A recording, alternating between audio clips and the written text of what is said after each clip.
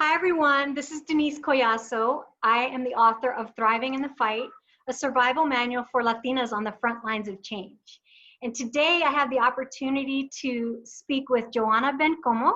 She is the executive director, hi Johana, the executive director of Café, New Mexico, which is a grassroots community organizing effort that works very closely with the courageous community leaders in Las Cruces, New Mexico. She also serves as city council person for District 4 in Las Cruces, New Mexico. Congratulations, Councilwoman. Thank you.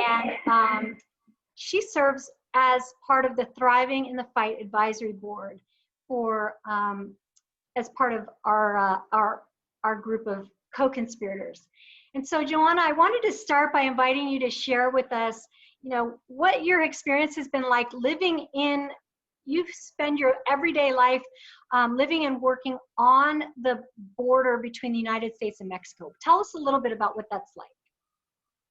Well, first of all, thanks so much, Denise, for this invitation to do this conversation with you, and congratulations on being a published author. What a huge accomplishment, and I'm so proud to know you. Thank you. Yeah, though I'm glad you're starting the conversation off there. I make it very much a point in our organizing to push even our national network along in terms of how we see and approach border and border politics. And for us, it's really important because, the border is this very much seen as this very political tool often, especially when we consider the conversation around immigration. And so for us, it's important to teach people about who the border is. And the border is so much more than just that. It's me, it's my family, it's the people I love, it's my community at Café, it's all of these incredible folks. And often we talk about, here at Café, it's important for us to let people know when we're talking about immigration reform, we must divorce the conversation of immigration reform from the border. Immigration reform is about getting 11 million undocumented Americans on a pathway to citizenship, people who deserve it, people who need it. They've been here for decades, they have families and roots. And the issue of the border is not tied to that, frankly, right? But people like to tie it to that. They like to attach border enforcement policies and money to those kinds of conversations. And we're saying, at the border, we need different kind of investment. Right now, the investment is militarization, from border walls to border patrol agents, to deportation agents, to internal checkpoints, to all of these things. And our communities need roads. Our community needs clean water. We need clinics. We need COVID relief, right? Like, we need better jobs. So, for us, it's really about painting a different picture from what the border actually is, so that one day we can actually see a different kind of investment coming into our communities. That's so good. It's so good to hear you framing that. And I've heard you do that before, talking about we need nurses, we need doctors, we need pediatricians, we need diapers, we need formula. That's a whole different way of thinking about what is really needed for our communities that are right on the border. And this has been a really an unpredictable year.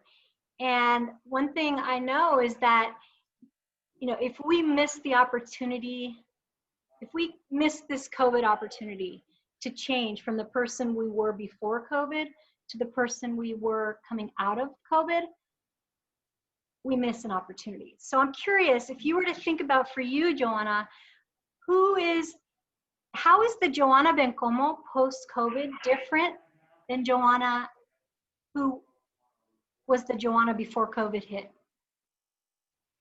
Denise, that's such a good question. I obviously would love, I think it's easier for me to answer the policy question. Here's all the ways, systemic ways that I think we need to ensure we change and create this story. It's a much tougher question to really look inward and say, how has this pandemic changed me? At the beginning of this year, January 1st, I took on the role of interim executive director, and I officially became the executive director in March, after having organized for 5 years with the organization. So that was a really big shift in my life. I also took office. I became a city councilor in Las Cruces on January 1st. And both of these jobs I do from the very same place. I do them because I love people. I love building relationships with people.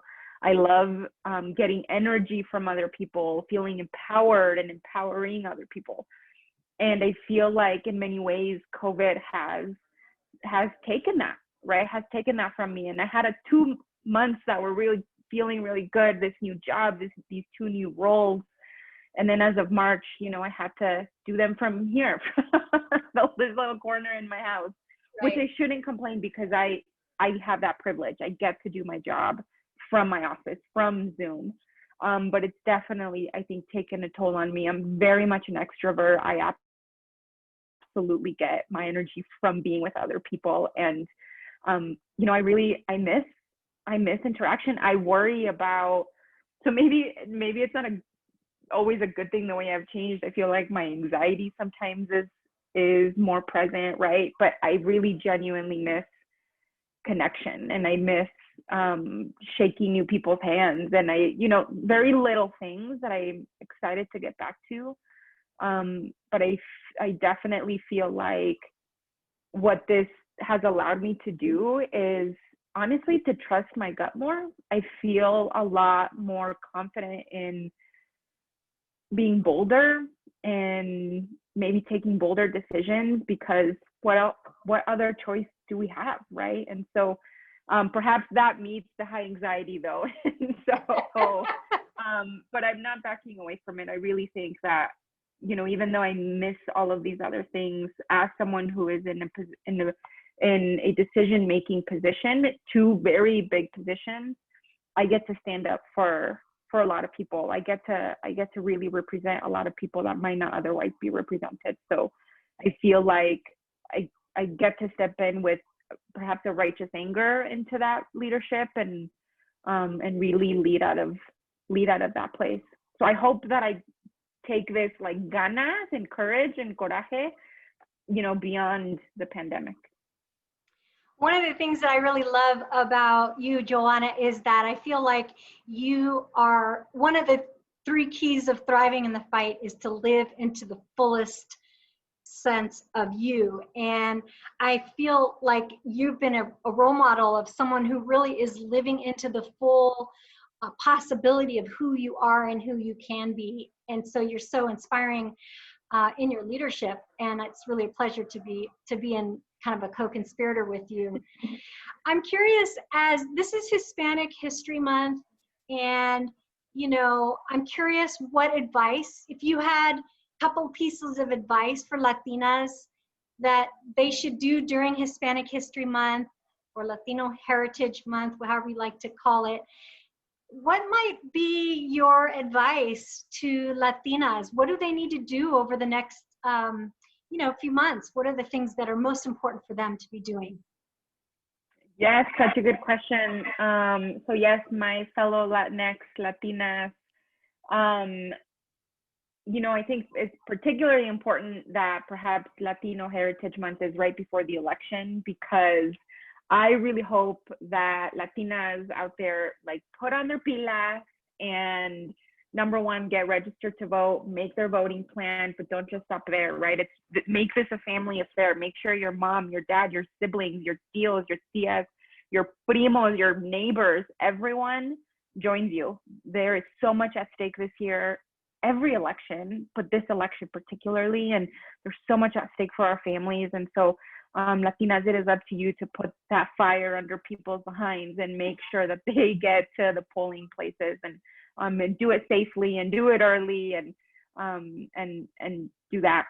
I think the other piece of advice, something that I've been reflecting on not lately, is really encourage my fellow Latinx community to reflect on what solidarity means in this moment. I've been thinking a lot about the system that allowed for Breonna Taylor's life to be taken and for her not to receive any justice, as the exact same system that took the ability for women to have children in ICE detention. So I've been reading and reading about these forced sterilizations and hysterectomies that happen at an ICE detention facility. And I hadn't really sunk in about what that meant, but that means that those women will never be able to have children. And those women probably will never see justice either. And so it is so important for our communities to really start reflecting and living into this true idea that this is the same system. And the time for solidarity with Black and Brown folks is now. And I think there's no better time for this than to reflect on that, but not just reflect on it, really act on it as well. And the number one thing you can do right now is go vote and vote your values in that ballot box. Let me ask you, I've heard some people saying, well, I'm not sure really, I'm not sure if I'm going to vote this time. I've heard a lot of people say that. What do you say to that person? You know, Denise, I can't tell you how many times I heard that even on the campaign trail. Often young people, I would encounter people while I was canvassing and they'd say, I'm not very into politics. I don't know if I'll vote. My response is, you know who is into politics? Your landlord, your school, your bank, your mortgage company, those people are into politics, and those people will make decisions with or without you.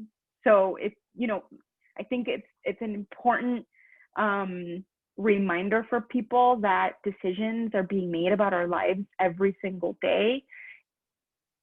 We either opt into that or we opt out. There's no middle ground. And so the more of us that are opting in to that process, the more we're electing decision makers that actually represent and reflect our values. And sometimes it's not even about the person you're voting for. Really, it's about the values you're voting for. Wow. Well, thank you so much, Johana, for taking time during a busy season to speak with me and speak with those of us who are watching. I want to encourage you to continue to lead into your vision, live into your fullest self, and love past the negatives that hold you back.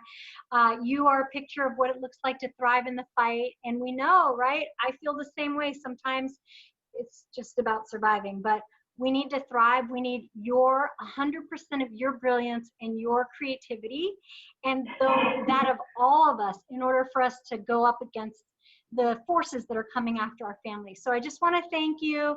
And just once again, Johana Bencomo from Las Cruces, New Mexico. Adelante. Thank you, Denise. Thank you so much. I'm so proud to know you. Amen. See you soon. ¿Cómo yo apago esto? There we go.